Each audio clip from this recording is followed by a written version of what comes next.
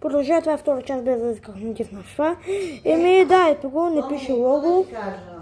Ето, продължава да прави нещо. Ето го, ще пусна пауза и като зареди, ще ми пусна... О!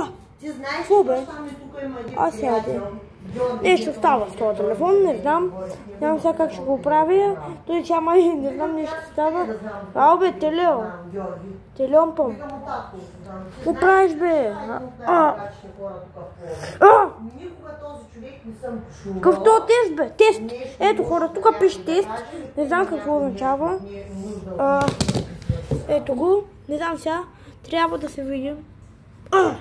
То от човек до човек сега пък крайна сметка, нали знаеш?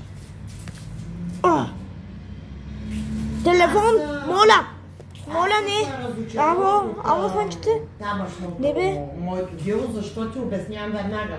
Сега имам една година стаж тук. Ако имам една година и половина на Сигма. Сигма тест! Какво е сега това? Ето. Сигма. Лотбар. Менко. Чакайте, ще ме да покажа. И с тази цена той ме върна мен назад много. Разбираш ли?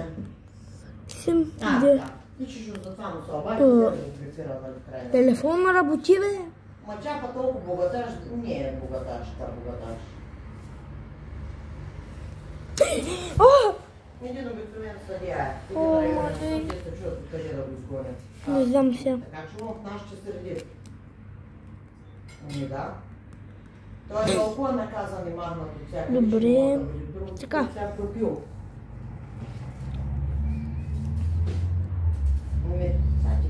Не искам. Какво прави? Има тест. Тъне бенд. Виждаш, че не е добре. Така, тук стават някакви неща.